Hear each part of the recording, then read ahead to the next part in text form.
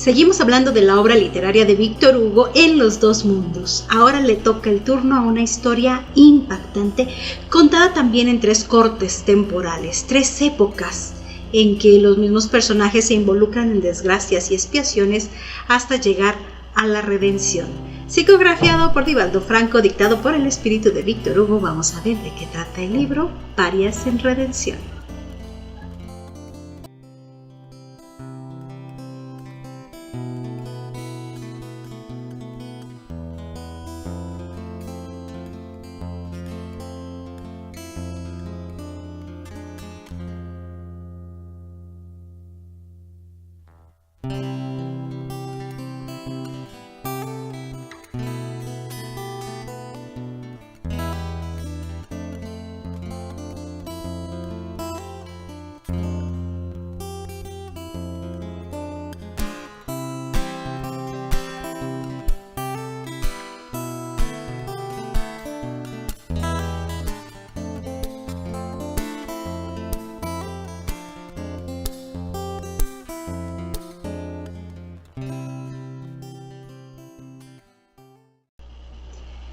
Parias en Redención, sí, ya tenemos el resumen también en este canal, ya habíamos hablado de este libro, quizás ustedes ya lo vieron, pero si ven los otros videos, que son 3 videos del resumen, y van a encontrar cosas y comentarios, situaciones diferentes. Sí, la trama es la misma porque pues la historia es la misma, pero hay anécdotas y hay cuestiones que comentamos que son diferentes en cada video. En fin, este es otro resumen de un resumen, si lo quieren ver así. Una pasadita rápida para enterarnos de qué trata este libro. Estamos haciéndolo, estos pequeños resúmenes, dentro del marco de los videos de la obra de Víctor Hugo, que quisimos comenzar esta etapa, ¿no? con esta serie de videos sobre Víctor Hugo, y pues hablar de las obras más importantes que ha tenido él, tanto cuando las que hizo en vida, a las que hizo ya como espíritu, acá en el espiritismo, ¿no? Y en la literatura espírita. Este es un libro muy codiciado por muchos, muy codiciado, porque hicieron pocas impresiones, porque no hicieron reimpresiones y porque no lo puedes encontrar en ningún lado. De verdad, en ningún lado. Si no es porque un amigo que ve aquí los videos que me hizo el favor de hacérmelo llegar, si no fuera por eso, bueno, yo tampoco lo habría conseguido. Y me intriga por demás la historia, todo lo que hay detrás de este ejemplar, todo lo que tuvo que pasar para que este libro llegara a mis manos. Porque ya de alguna manera, ya en el otro video les había contado la historia, ¿no? Que al no poder yo conseguirlo y sentirme muy frustrada, lo dejé en manos de mis guías espirituales y dije, si ellos quieren que yo lea este libro, de alguna manera me va a llegar. Y confié. Y llegó. Desde España hasta México, mi amigo Emilio me hizo un favor de mandármelo. No es una edición nueva porque no existen ediciones nuevas. Es antiguo. Es de la primera edición de 1985 y trae una dedicatoria. Trae una dedicatoria en mi mente, de verdad mi mente vuela al imaginar quién lo compró la primera vez y lo compró aparte para regalar porque se lo dedicó a sus amigos. Miren, les muestro, aquí está la dedicatoria y mi mente vuela con las historias, todo lo que tuvo que pasar este libro para llegar a mí, ¿no? Está dedicado, dice, para Francisco y Merche, de un corazón amigo que les estima y les quiere, firmado por Fernando el 30 de marzo de 1986. Y digo, todo lo que viajaste para llegar hasta aquí. Nunca iban a imaginar ellos, ¿no?, dónde terminaría su libro y todo el bien que ha hecho. Porque no soy la única que lo buscaba, no soy la única que anhelaba conocer esta historia. Cuando hice el primer resumen, muchos de ustedes, muchas personas me escribieron, ¿dónde lo conseguiste? Tengo años buscándolo. ¿Cómo fue? Y querían que lo pusiera a disposición en PDF, que bueno, que les digo, yo soy media torpe con la tecnología, con las nuevas tecnologías, no sé cómo hacerlo. Además el libro es demasiado frágil, ya es antiguo, está en unas condiciones que bueno, no ni para fotocopiarlo creo que resista el encuadernado, no lo sé. Lo mejor que podía hacer yo en ese momento pues era resumirlo. La Navidad anterior confieso que yo tenía el maravilloso plan de regalárselos a ustedes en audiolibro con mi voz y me puse a grabarlo, pero qué les digo, o sea, no fue un fracaso total. Fue una tarea imposible. La letra está súper pequeñita, mis ojos se lastimaron muchísimo en el intento, me equivocaba cada párrafo, aparte de que leer a Víctor Hugo realmente es complicado, no es tan fácil. Más Parias en Redención, por alguna razón se me complica mucho la lectura y me estaba equivocando demasiado. Ahora mismo estoy leyendo otro de Víctor Hugo que se llama Diamantes Fatídicos. También me parece muy difícil la lectura, pero este está en inglés.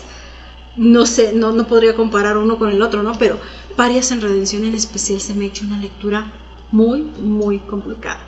Así que logré grabar solo como 3 capítulos, con un esfuerzo titánico. Y dije, definitivamente no puedo cumplir de momento este sueño de ofrecerles el audiolibro. No lo descarto del todo. Ya tengo por acá unos lentes más potentes que quizás me ayuden a leerlo. Solo espero encontrar un poquito de tiempo para poder estar con calma, porque ya me tensa mucho cuando empiezo a leer Parias en Redención. Me pongo como tensa, como que me equivoco mucho al leer. La forma en la que expresa a veces Víctor Hugo las cosas, cómo entremezcla una y otra, el vocabulario, realmente es complicado. Entonces me quedé con esa impresión y cuando lo comienzo a leer me equivoco mucho, pero espero que algún día puedan escuchar el audiolibro, pueda yo ponerlo a su disposición. Aunque temo que cuando escuchen el audiolibro, como está bastante complicado, digan, ¿saben qué? Mejor me quedo con el resumen porque está muy complejo. En fin, son antecedentes, sal y pimienta de lo que representa este libro. En la otra versión, en el otro resumen, que son 3 videos, donde hablo minuciosamente del resumen del libro, les cuento cómo fue que Divaldo lo escribió, cómo fue que Divaldo comenzó a psicografiar a Víctor Hugo. En esta versión del resumen yo les quiero hablar más detenidamente sobre el inicio del libro, que es una elucidación, le llama Víctor Hugo, es una reflexión de su parte, de alguna manera justificando la existencia de este libro y de otros tantos como este, que luego, la verdad, asustan a las personas. Por ejemplo, como el de Memorias de un Suicida, ustedes no saben la cantidad de hate que recibe, los comentarios tan asustados de las personas que atacan porque se enojan, porque dicen que esas cosas asustan, que cómo nos atrevemos a hablar de eso. Y Víctor Hugo nos dice, es necesario que existan estos libros, aunque la gente se asuste. En esta parte al principio, a manera de introducción, que le llama elucidación, él nos habla de eso y me gustaría leerles, compartirles su pensamiento, su reflexión. Nada más que voy a hacer cambio de ojos por otros más potentes. Dice, mientras los instintos agresivos predominen en la naturaleza humana, superando muchas veces a la razón y a los sentimientos superiores del espíritu, engendrando las guerras famosas que destrozan las esperanzas y aniquilan civilizaciones, mientras el hombre no se someta a los dispositivos severos del estatuto divino, incorporándolos a su conducta habitual, de lo que se resultará su armonía interior, exteriorizándolo la paz generalizada, y tanto la codicia como el egoísmo, cánceres odiosos que aún predominan, no sean expulsados de la tierra, mientras haya gobiernos arbitrarios, ambiciosos y enloquecidos que estructuren sus planes de expansión en la vana locura del predominio sobre los pueblos más débiles, mientras las religiones, olvidadas del rol sublime del crucificado, luchen por mantener la supremacía en los escenarios del mundo y la miseria moral, social y económica, persistan en establecer la rebeldía de las masas, libros como este serán necesarios. Y aquí, en forma tácita, Víctor Hugo expone el cáncer o los cánceres de la humanidad, ¿no? El primitivismo emocional, las guerras, las ambiciones, los gobiernos corruptos, las religiones dice que se olvidaron del Cristo.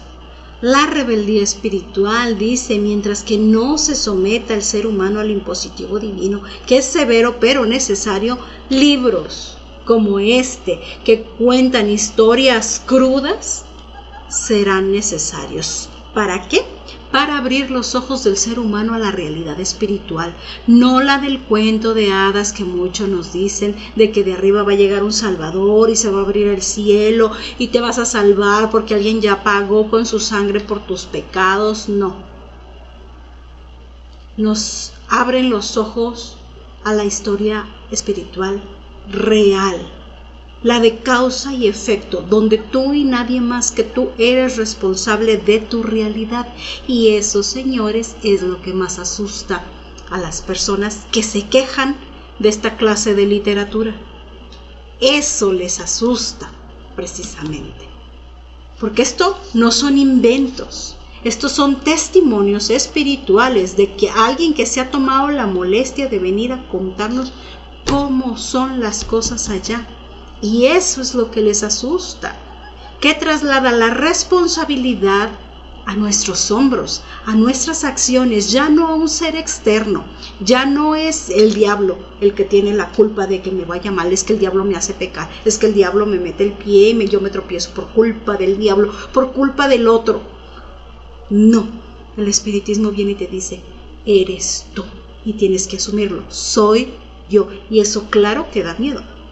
Ser el arquitecto de tu propio destino. Por eso justifica Víctor Hugo, por todo como está la humanidad, justifica la necesidad de estas historias. Continúo leyendo.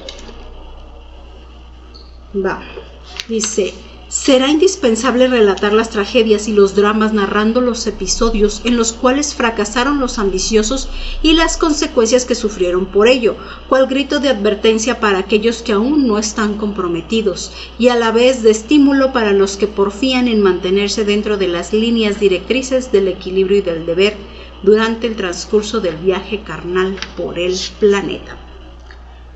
O sea, ¿qué nos dice? Esto es una advertencia. Esto es una advertencia para nosotros. Conoce la historia de hombres y mujeres que se equivocaron, nos dice. Aquí nos narra eso. La historia de los que se equivocaron, cuáles fueron sus consecuencias, para que tú que estás leyendo pienses 2 veces antes de seguir sus pasos. Y culmina la elucidación con un último pequeñito párrafo que dice, mientras que el hombre no se eleve,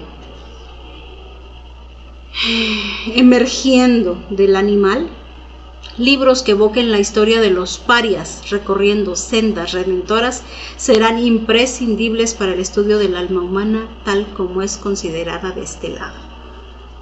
Mientras que el hombre siga siendo un animal primitivo, va a seguir necesitando de estos ejemplos, no para asustarte, sino para prevenirte de cuáles son las consecuencias de infringir las leyes divinas, básicamente, las leyes universales del amor, ¿no? Duro, pero cierto. Aquí tenemos un cafecito para la tarde lluviosa y para hablar cómodamente de los temas que tanto nos gustan, ¿no? De los temas espíritas. Entonces, aunque se asusten, amigos míos, que de verdad esta literatura no lleva la finalidad de asustarte, lleva la finalidad de abrirte los ojos nada más a la realidad espiritual. Pero aunque se asusten, pues libros como este van a ser necesarios. Fíjense, lo psicografió Divaldo en 1971 y lo publicaron hasta el 85. ¿Y saben por qué se tardaron todo ese tiempo? Lo platicó Divaldo en alguna conferencia. Porque la Federación Espírita Brasileña tiene un equipo especial de investigadores para analizar los datos históricos e ir a los lugares a corroborar que sean ciertos. O sea, no publican un libro nada más porque, ya Divaldo lo hizo y listo. Lo avala la fama de él como medium. No. investigan que haya sido cierto, que puedan verificar algunos de los datos históricos de los lugares. ¿Y qué creen que pasó? Efectivamente, verificaron muchos datos que se daban en la historia. Era una historia real y entonces ya dieron su aval para que fuera difundido el libro. No desconozco por qué no hicieron más ediciones, desconozco la verdad de esa historia, pero solo sé que sí es un libro muy difícil de encontrar. Pues bien, después de todo este preámbulo, ¿de qué va la historia? Como las historias que nos cuentan Víctor Hugo se divide en 3 cortes temporales. Les digo, el primero, que es del que vamos a hablar el día de hoy, es de 1745 a 1753. En la Toscana, en Italia, muere el duque Giovanni de Vichy, un importante noble de la región. Era viudo, así que dejó a sus hijos pues totalmente huérfanos, a cargo de la niñera, que era la única en la que él confiaba, en Lucía. Le dejó a ella toda la herencia para que se hiciera cargo de sus hijos hasta que ellos crecieran. El duque de Vichy tenía también un sobrino mayor, ya mayor de edad, Girolamo, que es como el eje central de esta historia, pero el duque no quería a Girolamo. Su difunta esposa, la duquesa Ángela, lo había llevado cuando era niño, lo había llevado a su casa cuando murió su hermana, cuando el niño quedó huérfano, y lo adoptaron. Pero en realidad nunca se ganó el afecto del duque. O sea, algo tenía contra él que no le vibraba. Y sí lo mantenía, le pagó sus estudios, le dio todo, incluso le dejó todavía cierta cantidad en la herencia para que se mantuviera el resto de su vida, pero en realidad el duque no confiaba en él, no confiaba en Girolamo, y con justa razón. Girolamo también lo odiaba. Lo odiaba fuertemente, ambicionaba toda su fortuna e hizo un plan ayudado por mucha gente de poder, notarios y el mismo obispo de la ciudad, para quedarse con el dinero del difunto. Es que este hombre, Girolamo, era terrible, era maquiavélico, era frívolo, era calculador. Enamoró a Assunta. Assunta era una de las empleadas domésticas para que le ayudara, para que le sirviera de espía allí en la casa. Entre ambos, después del funeral del duque de Vichy, se daron con un té a los niños y a la niñera para matarlos. Girolamo los mató. A los niños los asfixió con una almohada y a Lucía, la niñera, le encajó un puñal. Todavía hizo el teatro de gritar para que fueran los empleados a ver, y la acusó a ella de haber matado a los niños, de haberlos asfixiado. Les dijo: yo la sorprendí en el acto y por eso la ataqué, porque mató a mis primos. Y sí, ella los mató porque quería quedarse con el dinero, como la dejaron a ella de heredera para no tener responsabilidades, mató a los niños y yo la encontré y pues tuve que actuar. Y todos le creyeron. Claro, con ayuda de las autoridades que estaban coludidas y con el poder del obispo. Así, Girolamo fue el único heredero. Estaba feliz porque había triunfado, ¿no? Los muertos estaban muertos y ahora él podía gozar de toda la fortuna.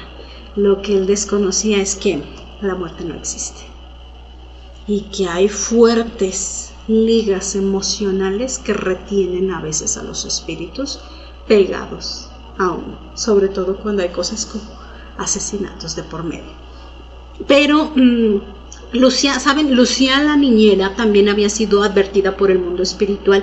En una salida que tuvo del cuerpo en espíritu, recibió la visita de la difunta duquesa Ángela de Vichy y le dijo lo que iba a pasar. Le dijo: esto que va a pasar, o sea, tu tiempo se acabó, esto es un rescate de una deuda kármica que venimos acarreando desde el siglo III. Imagínate, todo el grupo de almas estaba mezclado por ahí en esa cuestión kármica. Una historia sin fin, ¿no? De que vuelven a la carne, vuelven a la vida con otras circunstancias, pero se repiten las mismas historias, las deudas del pasado. ¿Qué cosas? Historias sin fin, todo se vuelve a repetir. Tenían deudas con Girolamo.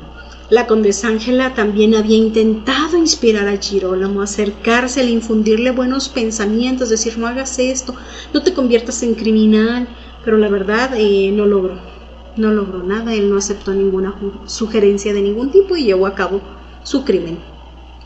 Sí, recibió toda la herencia, recibió todo el dinero, pero no contaba, les digo, con que el espíritu del duque de Vichy seguía ahí.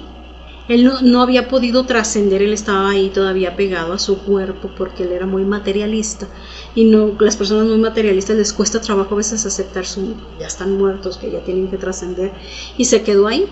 Y se quedó y vio todo, vio el asesinato, vio cómo asesinaba a sus hijos, y a partir de ese día se convirtió en su obsesor. Lo persiguió día y noche sin descanso hasta subyugarlo y volverlo loco.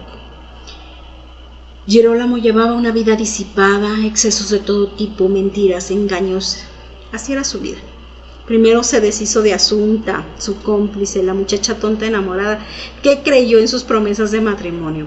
Fue asesinada por él para que no le estorbaran sus planes de casarse con una mujer noble de alta sociedad. Y esa mujer, Beatriz, se llamaba la esposa, otra pobre mujer que tenía algo de mediunidad y sentía la presencia del duque de Vichy todo el tiempo ahí en el castillo donde vivían. Ya saben que los lugares donde ocurrieron tragedias quedan impregnadas de energías. Además, pues el duque seguía ahí y Beatriz lo escuchaba, sentía la vibración, sentía que bajaba la temperatura, escuchaba de repente carcajadas, de repente objetos que se movían. Realmente la pobre chica vivió un infierno en su matrimonio con Girolamo, que era un libertino y que cada vez estaba más enfermo de la mente. Lo veían como un loco en realidad, pero estaba obsesado. En el ejemplo de la vida de Girolamo ahí podemos ver todas las etapas de la obsesión espiritual, lo de que comúnmente se conoce como posesión, ¿no? En el espiritismo lo llamamos obsesión. Se pueden ver todas las etapas, desde los primeros contactos, los primeros enlaces energéticos que se demuestran como angustias, como sueños, insomnios, hasta lo más fuerte que es ya la total subyugación. Y es que no solo el duque de Vichy lo obsesaba, bajo la orden del duque también estaba la difunta Asunta, o sea que entre los dos de verdad volvieron loco a Girolamo. Cuando les digo de verdad que no lo dejaban ni un minuto, es porque no lo dejaban ni un minuto. Despierto, él escuchaba voces, veía sombras. Dormido, llevaban su espíritu a sufrir tormentos en zonas oscuras. Y todo iba en aumento y a peor. El duque se le aparecía con formas grotescas, lo golpeaba y le aparecían a Girolamo los golpes. Y nadie le creía porque nadie más veía nada. Entonces él gritaba, ya no sabía si estaba dormido, si estaba despierto. En todos lados a donde iba escuchaba risas, escuchaba carcajadas. En una de esas se le presentó Asunta en un sueño y la vio así toda descompuesta, el cadáver horrible. Fue un asedio duro para este hombre. Un día Girolamo se topa con un empleado de su suegro que lo empieza a chantajear, se llamaba Carlo. Resulta que Carlo fue testigo cuando él mató a Asunta. Él lo vio matar a Asunta, entonces le sacó provecho a esa información para chantajear a Girolamo para pedirle dinero. Y este hombre ya estaba tan vuelto loco que de verdad no veía la suya. Estaba ya tan mal bajo la influencia de sus enemigos espirituales que en una ocasión llegó incluso a golpearse contra la pared, o sea, repetidamente él solo se agarró y se golpeó y se lastimó todo así en público, y la gente dice, no, si este hombre ya está más loco de lo que creíamos, ¿no? Pero todo por sugerencia de estos espíritus que ya le tenían doblegada la voluntad. Aquí vemos ya un avance total, ya no es una simple obsesión, ahí es donde se llega a la subyugación, donde estos enemigos espirituales tienen total control de tus actos. Te pueden ordenar, te pueden decir y tú no tienes opción de negarte porque ya estás bajo total influjo de ellos. Es una liga energética que van teniendo de cerebro a cerebro y ya te controlan por completo. Y él estaba ya cayendo en eso, ¿no? Alguien que llega a esa clase de subyugaciones es ya muy, muy peligroso. Una de esas noches en la que Carlo fue a chantajearlo, al salir del castillo sucedió una tragedia que le arrebató la vida. Dicen que estaba lloviendo, que había mucho lodo, él iba a caballo, cayó un rayo, partió un árbol y le cayó encima a Carlo, matándolo de inmediato. Entonces pues ya la gente de ahí, los empleados agarraron el cuerpo, lo enterraron, etcétera, hicieron todo lo que tenían que hacer. Pero Girolamo aseguraba que no, que Carlo estaba vivo porque él lo seguía viendo. Dice, está ahí en el patio, yo lo veo, está lleno de lodo, está ensangrentado, sáquenlo de aquí. Y se vean, el duque de Vichy lo está arrastrando, o sea, lo que él veía era al duque arrastrar a Carlo de una manera horrible. Porque el duque de Vichy era un espíritu con mucho coraje, muy fuerte. No solamente dominaba a Asunta porque la dominaba, también subyugaba, era una subyugación entre espíritus, imagínense ustedes. El duque estaba subyugando a Asunta para obligarla a volver loco a Girolamo, y ahora también estaba subyugando a Carlo. Entonces Girolamo veía todo eso, gritaba, pero pues es que nadie veía nada, obviamente. Lo daban por loco, y en épocas de la Inquisición, bueno, pues solo se hablaba del diablo, ¿no? Hasta el diablado. Y lo que pasa es que estaba completamente ya obsesado, poseído, subyugado, y a esas alturas tenía el tercer ojo abierto, ya podía ver casi todo. Entonces ya era un caso ya muy extremo. El final de Girolamo llegó también una noche en la que Asunta, bien comandado por el duque de Vichy, que pues la tenía dominada, hizo que Asunta incitara a Girolamo a colgarse, a quitarse la vida. Puso la soga en una viga, luego se puso la otra pata en el cuello y saltó por la ventana, dejando a su esposa Beatriz viuda y embarazada. Y dicen que eso ocurrió la misma fecha que se conmemoraba la muerte del duque de Vichy, más 8 años después. Exactamente la misma fecha, pero 8 años después. Fueron 8 años los que tuvo este hombre bajo su obsesión, bajo su régimen de dolor, haciéndolo sufrir, porque le decía, incluso en ciertas ocasiones le decía, es que no quiero que te mueras de inmediato, quiero hacerte sufrir, después te voy a matar para que llegues acá al mundo espiritual y acá te voy a seguir haciendo sufrir. Así de cruel como se oye. Entonces Girolamo murió el 22 de diciembre de 1753. Y nos dicen el bebé, el nuevo heredero, su hijo que dejó ahí, cumpliendo la ley de causa y efecto, dice, era uno de los niños que él asesinó, era uno de los hijos del duque de Vichy, que regresaba a la vida para ser el legítimo heredero como lo había sido siempre. El espíritu de Girolamo, suicida, sabemos lo que pasa con los suicidas, queda atado a su cuerpo en la tumba y vive el vampirismo de otros espíritus y la opresión y la obsesión del duque y de Asunta por mucho tiempo ahí con terror. Ahora los ve claramente, ahora ve la realidad en la que está metido, ¿no? Espera ahí hasta que se puede desprender del cuerpo, porque como suicida, pues saben, no es tan fácil, hasta que se disuelven naturalmente las energías que quedan ahí.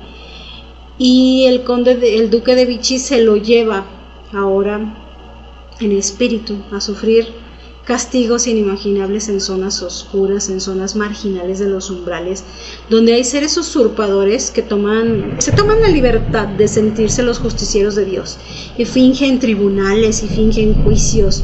Pues le hicieron un juicio a Girolamo y lo encontraron pues culpable y lo condenaron a sufrimiento perpetuo. Imagínense ustedes.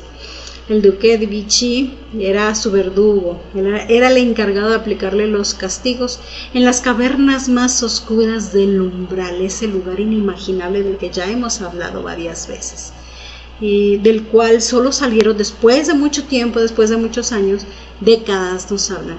Salieron de ahí por intermedio de la duquesa Ángela, que tenía, pues quien era como que el espíritu más elevado, pidió por ellos. Pidió que les dieran otra oportunidad, otra vida de reparación, también para Asunta y para Carlo, para todos los involucrados. Entonces los sacan de estas cavernas, los llevan a ciudades espirituales, ya saben cómo es el proceso, a recuperarse, a ayudarles a volver a la razón, porque se les fuga la mente estando en esos calabozos de miseria donde se meten, ¿no? Y los recuperan un poco, los preparan para la siguiente vida en la tierra. Y ese es el primer corte temporal, En el siguiente video veremos qué pasó después en las otras 2 vidas más cercanas ya a nuestro tiempo. Interesante, ¿verdad? Claro que están interesantes. Estos libros de Víctor Hugo son maravillosos. Y que no les dé miedo. Que no les dé miedo, de verdad, es que traen tanta enseñanza. Así que vamos a quitarnos el miedo y mejor vamos a ver qué cosas interesantes podemos aprender. Como les comento, si quieren ver los resúmenes con más detalle de esta obra, pues basta con buscar en este canal la sección de listas de reproducción. Ahí Parias en Redención, ahí van a estar, son 3 videos en los que yo les cuento minuciosamente cada paso de esta maravillosa historia. Bueno, pues por el día de hoy creo que aquí le dejamos en esta revisión rápida de la obra de Víctor Hugo, de la obra literaria En los 2 mundos. Por ahí tengo un aviso también. Ya logramos concluir el curso de pasistas espíritas de la primera generación egresada de la COPASE, la comunidad de pasistas espíritas Cándido Amor. Ya salió la primera generación de graduadas, puras mujeres, qué coincidencia. Pero sí, cambió un poco la estructura del curso para que les sea más fácil. Quiero que sea una convocatoria abierta todo el tiempo, para que todas las personas que quieran formarse como pasistas espíritas puedan hacerlo así a la distancia, ¿no? Es una versión virtual totalmente. Quien guste inscribirse puede hacerlo buscando en Facebook. Es un grupo de Facebook que se llama COPASE. Buscan el grupo de la COPASE y solicitan ingresar. Cuando apruebe su ingreso, ahí está todo lo que necesitan para que desde su casa ustedes en su computadora, en su teléfono, en sus aparatos puedan llevar a cabo el curso y tomar sus clases en sus tiempos, sin necesidad de que haya interacción. La primera generación que salió, los que ya tomaron el curso, sí fue un poquito más interactivo, nos conectábamos en video, platicábamos todo esto, pero yo sé que no siempre esto es posible. Así que, bueno, ahí está la opción. Quien guste participar, ahí está. También estamos comenzando con el curso, con el taller de análisis literario espírita. Estamos analizando las memorias del padre Germán. Apenas llevamos una reunión, ahorita todavía pueden incorporarse. Sí es por Messenger, en videollamada. Nos conectamos los viernes a las 7 de la noche, hora de México, y analizamos cierta cantidad de capítulos que nos dejamos de tarea para leer. Si a alguien le interesa y gusta entrar, mándenme un correíto por ahí ya tienen el correo, ¿no?, de espiritasenconstrucción@gmail.com, y con gusto los aceptamos. Creo que por ahorita es todo.